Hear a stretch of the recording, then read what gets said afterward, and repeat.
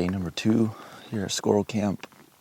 This morning, Chris and I are going to drop to the backside of this giant mountain, and we're going to spend our day down here because it's quite a commitment once you go down there. So we decided to come early this morning. That way when we get here, we just wouldn't miss out anything on first light.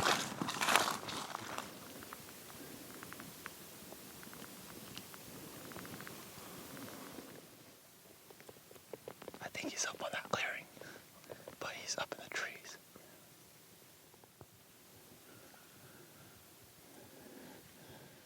We just sat down at our spot. The first thing this morning is there's a squirrel barking up where we just came down from. And he's up there barking, but he's kind of far. So I think we're just gonna sit here and wait for these trees to come alive.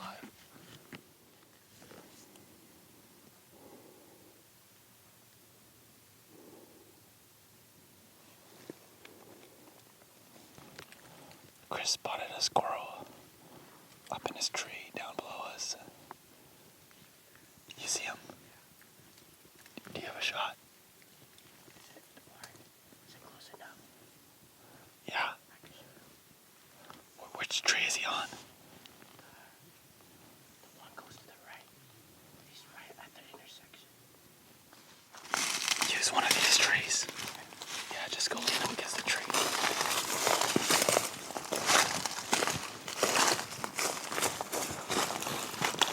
Crazy good feed.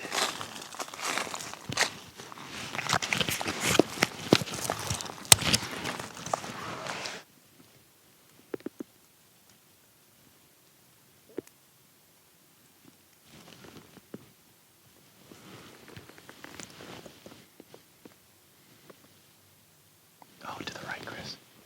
Look at the bushes to the right, the tree on the right.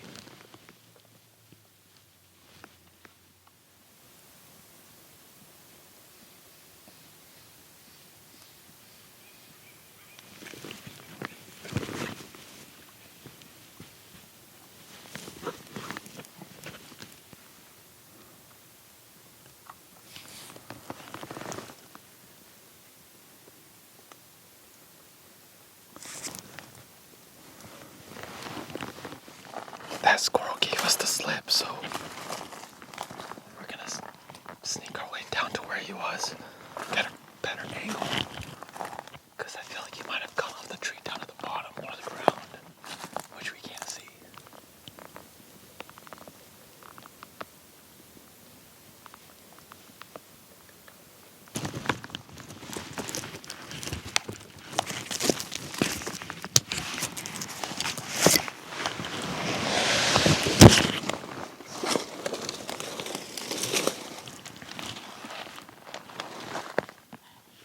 Take him.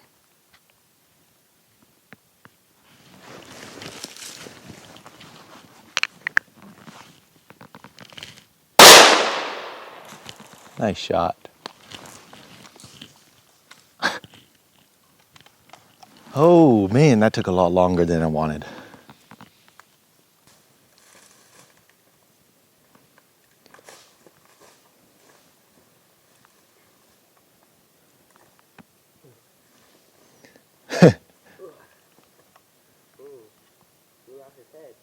Good patience. Literally sat here for like 45 minutes.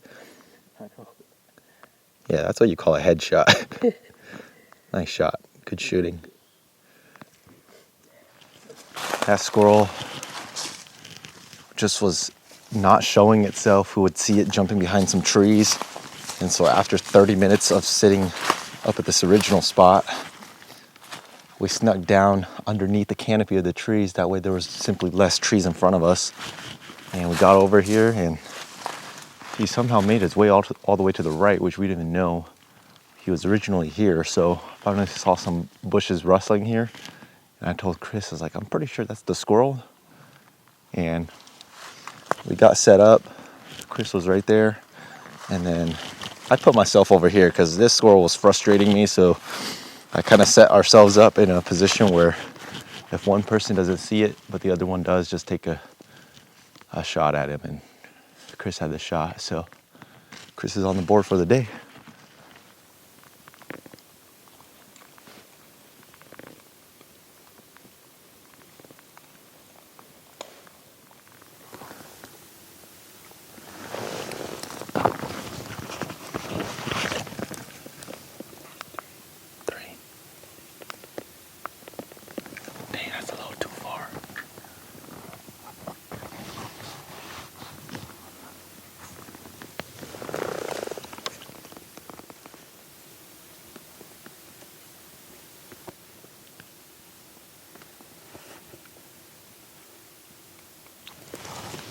I mean, with the 17, I'd shoot him.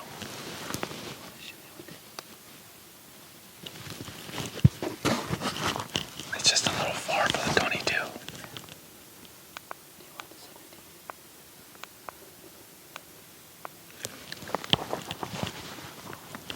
Yeah, give me the 17. Is it loaded?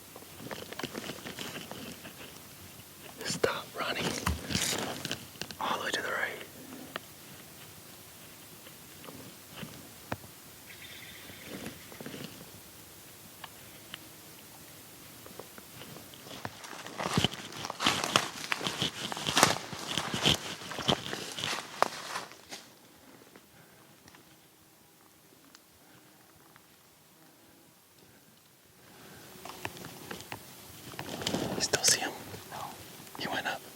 Oh, yeah.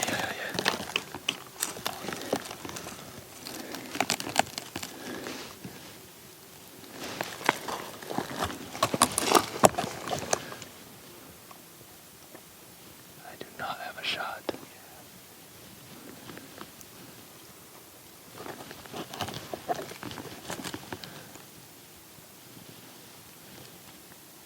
He's going up.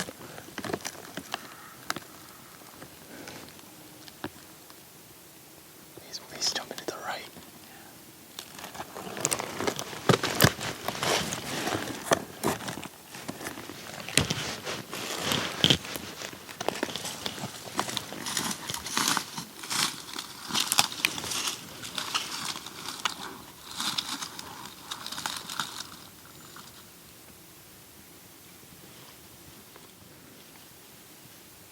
I just need him to go to the right. Do you see him?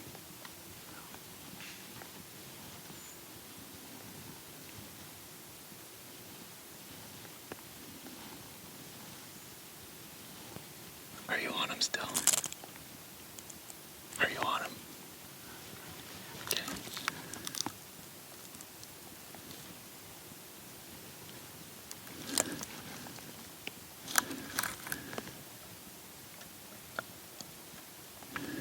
He's gonna come down.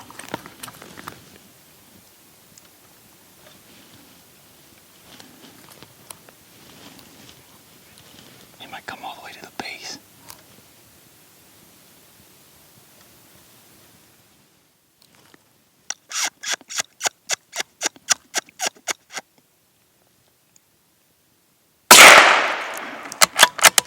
Oops.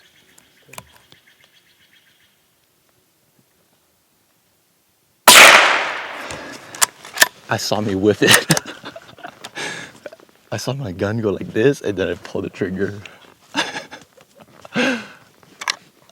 Oh, that's too funny. Oh Oh my goodness, I can't believe we finally got him.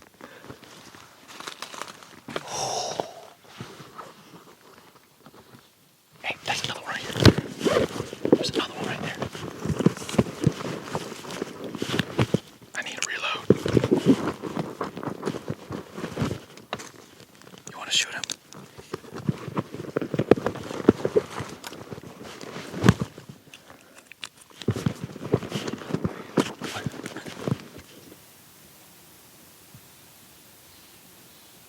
Alright, swap.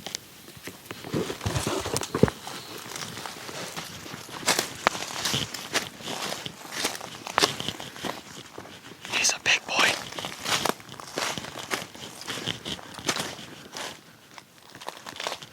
I think it's better if we go sit over here. I think you can see better.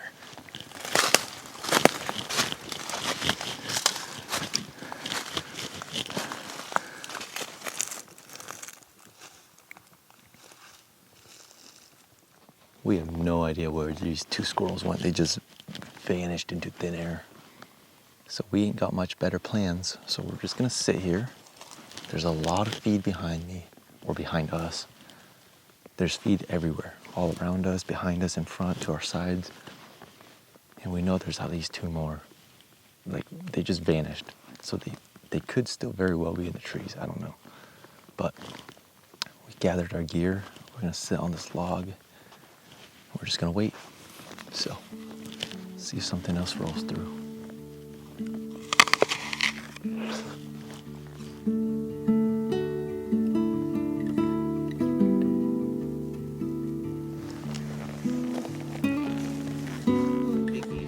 Yeah, so I think last year was the only year that I did not. That should be missed. Where was the... I have never ate a bone like this. Like take these bones. Nothing like pho at squirrel camp. I don't know because when This you went broth down is to the- everything we need. We ate squirrel yesterday for lunch, pho for dinner tonight. Yeah, last nó trong the. Oh yeah.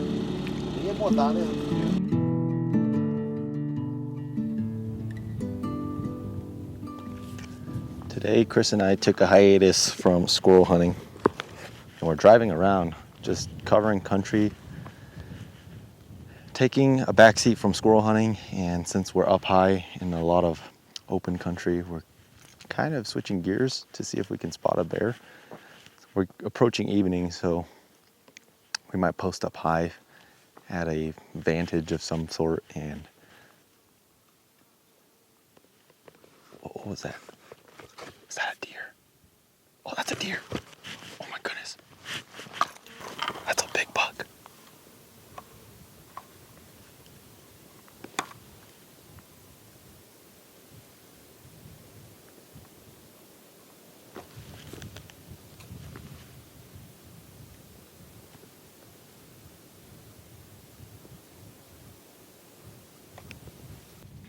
Okay then, parked right on the road, started talking.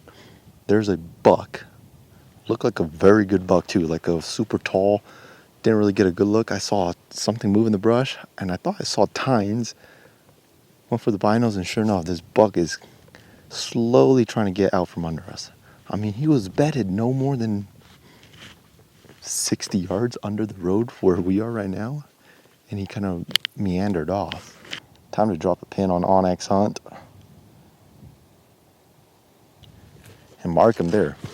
Blacktails have a relatively small home range, similar to whitetails. Usually a blacktail will spend his life within a 2-mile square radius area, sometimes bigger, but that's pretty average. So if you see a blacktail somewhere, as long as it's not a wintering ground where the snow has pushed him out, usually if you see him in an area, he's not too far.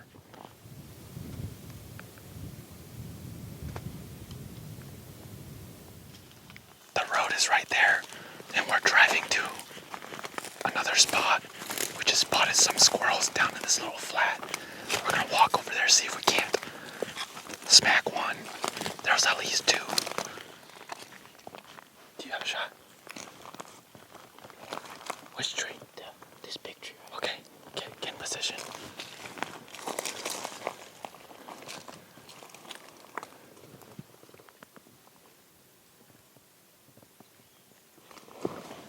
Yeah, I see him.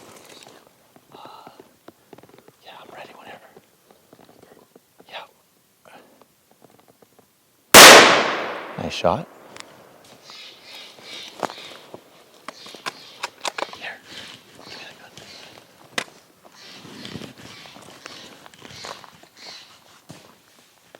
Yeah, you want him? Are you on him? I need a better rest.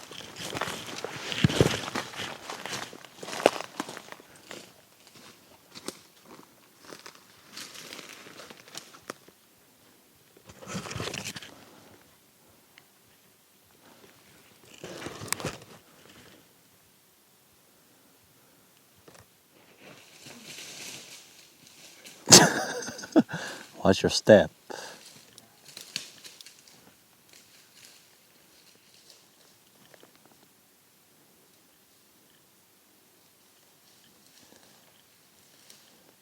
You got your daily of one.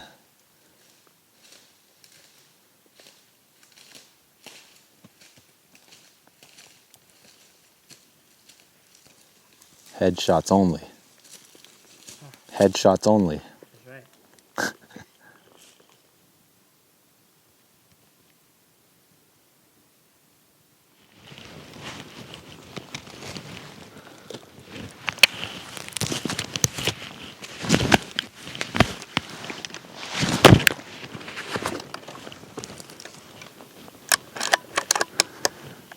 This is my final day to hunt down here. So this morning I hiked down to this little bench along this ridge, and I'd had success on this bench in the past before with squirrels.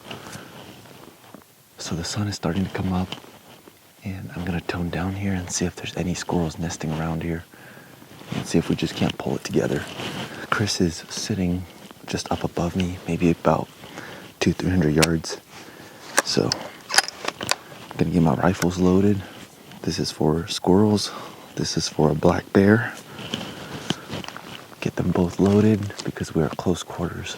So we're gonna tone down here, sit tight, and just pay attention to the treetops to see if we can see the squirrel or hear them.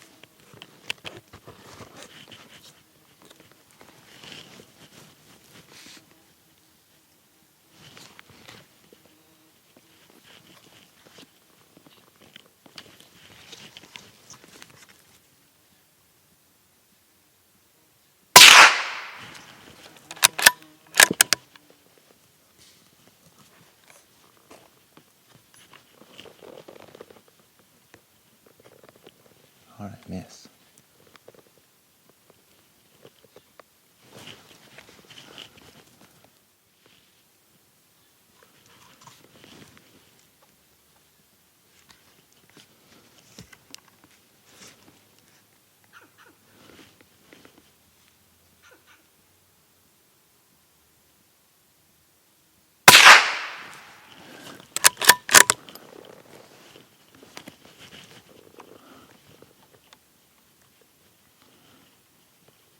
Are you serious? I hit him.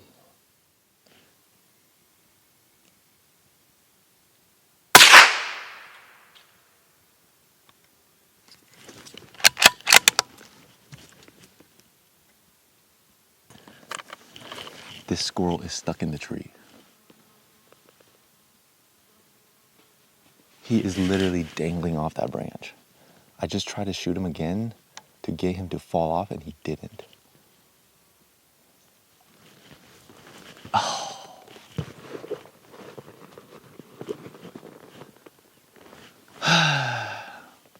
Dude, I don't know what was going on.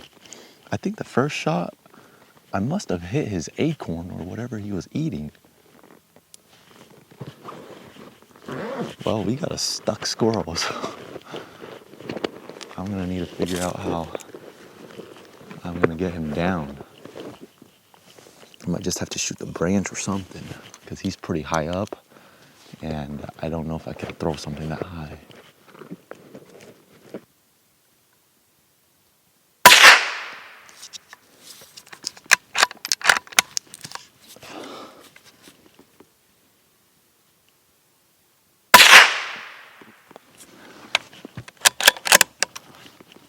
Wrong branch.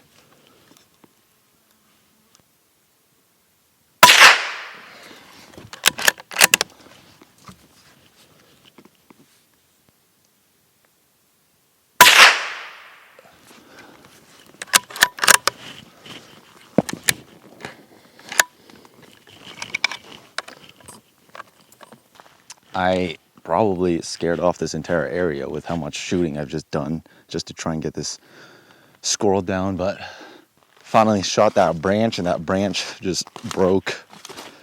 That doesn't happen to me very often, but it happened this time.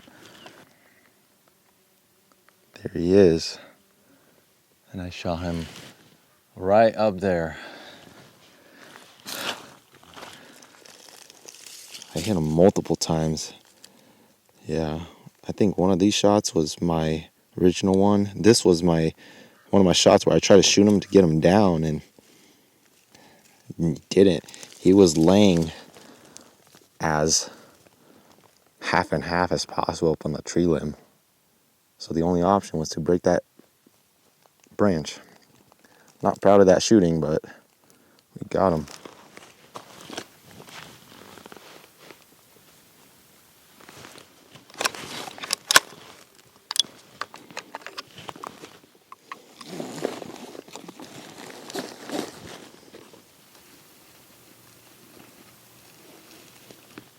There's a lot of feed down in here. And what I mean by feed is if you look at the base of some of these trees, there's a lot of demolished pine cones. And what I mean by that is this is a regular pine cone. And this is a small one. Now, when squirrels go and devour this, this is what they leave of it. That's what it looks like. It's red and it's just strips. Right? Like there's really nothing to it. That's what they leave behind. And if you look at the bases of these trees, there's just piles of these pine cones that have been torn up, which tells me it's a feeding area and these squirrels are actively using this area. So we're gonna sit tight, watch this area. It's still early. The sun is just finally hitting the treetops, which a lot of times these squirrels, they'll stay in their nests way up at the top of these trees. And then once that sun hits them, you know, it's just kind of like a good, warm wake-up alarm, and they get up and they start doing their things, and that's when you typically pick them apart in the trees, kind of like the one that I shot just earlier. He came out of the treetop and was kind of doing his thing. We'll see if there's another one in the spot. Only one? I didn't even know he was there. I was just sitting there and he was in the tree, I guess. You shot twice. I shot him in the ear. And then what was the second shot? On the side. Oh, your first shot didn't kill him? No, it hit his ear. Oh. I thought I missed. He didn't even move. Nice. 1 for 1.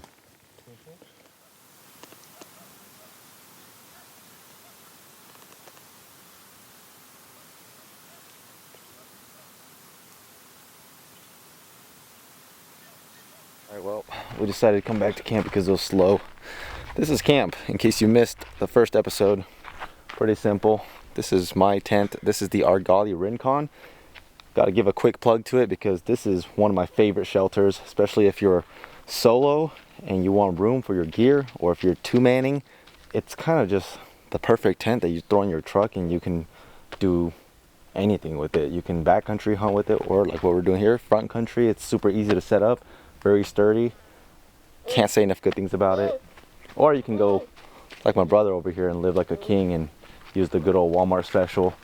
But over here, kitchen, dining room. Just threw a whole bag of ice in here. Got a bunch of sausage that my cousin Josh left. This is Samong sausage, which I'm excited to grab one, but I'm about to be unhealthy right now and down a Dr. Pepper. Right after this trip is over, I am heading to Wyoming. And in Wyoming, I have an archery deer and an archery antelope hunt. So here at Squirrel Camp, you have a lot of free time. So you hunt squirrels until about 10, 11 o'clock in the morning usually, and then you come back to camp. And you spend pretty much the day at camp. And then in the evening, if you want to go out for squirrel or bear, you can go after that. But during the day, when a lot of us are back at camp, you try to find things to do, which in this case, I need to practice my bow. So I got a brand new bow. This is a Matthews Lift 29.5. I am shooting the day 6 arrows. These are the HD 350 with the day 6 Evo broadheads. And this is a new bow. So like I'm trying to get this bow dialed because I've been shooting a Bowtech and I'm relatively dialed with that Bowtech, but the biggest thing is I swapped over to a thumb release versus a traditional wrist strap because my wrist straps, when you go to draw, they squeaked. And so I wanted no squeaking, especially when you're stalking up on a mule deer. So we got a target at 35 yards. Let's see how this goes.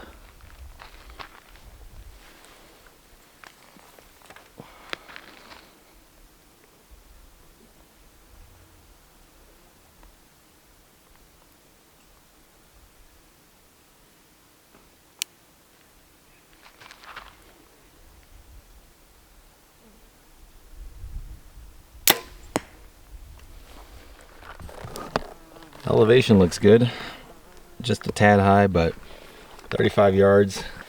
Being an absolute rookie archer though, I'll take it. I really don't plan on shooting anything over 40 yards. I'm just not there yet. But I want to be able to practice above 40 yards because let's say, worst case scenario, I take a shot at a deer sub 40 and my shot just does not go as planned and I hit him far back. I just don't hit him perfect. I want to be able to do a second follow-up shot if he's like standing out wounded at 60 yards and whatnot. But ideally my first shot should do the trick, try to keep it under 40 yards.